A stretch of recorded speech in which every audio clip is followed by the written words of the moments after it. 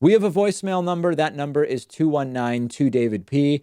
Here's an idea from a viewer sort of suggesting a trade between abortion law and gun safety law. Take a listen. Hello, David. My name is Robert. I'm looking for to leave a message. I wanted to know how you felt about possibly doing a national compromise regarding pro-life and the Second Amendment, perhaps putting limits on abortion in exchange for limits on guns. I know the current situation shows that, maybe the right is moving more for just getting rid of the abortion, but would it be worthwhile to pursue a compromise on that? So it's limits on abortion in exchange for limits on guns.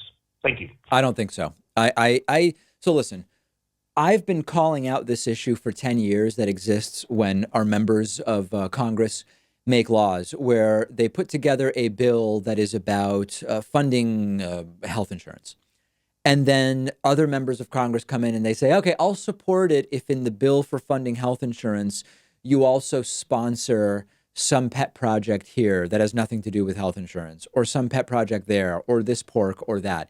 I'm against it. I think this is one of the most sort of destructive elements of how we do lawmaking in the United States, and particularly when you're talking about such major issues. I mean, a woman's right to get a medical procedure that she and her doctor determine is the right one is a really important thing in a country that claims to be about liberty and freedom and self-determination.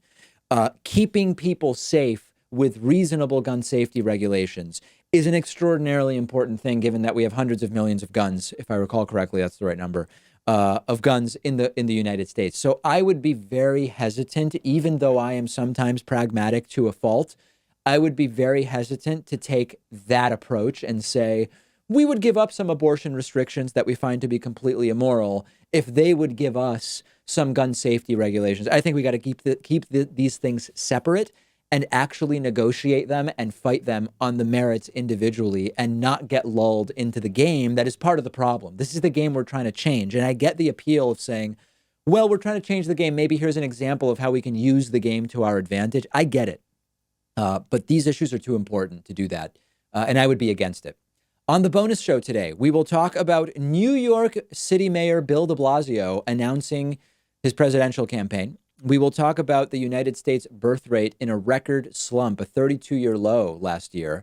And we'll talk about what the impact will be bigger picture. It might not be all bad. We'll also tell you about how one of the Republican bathroom bill authors from these trans bathroom bill fiascos has actually secured the Republican nomination in North Carolina's redo of that totally fraudulent fiasco that took place. All of those stories and more on today's bonus show. 2 ways to get access: become a member at davidpakman.com/membership, become a patron at patreon.com/davidpakmanshow. I'll speak to you then, hopefully anyway.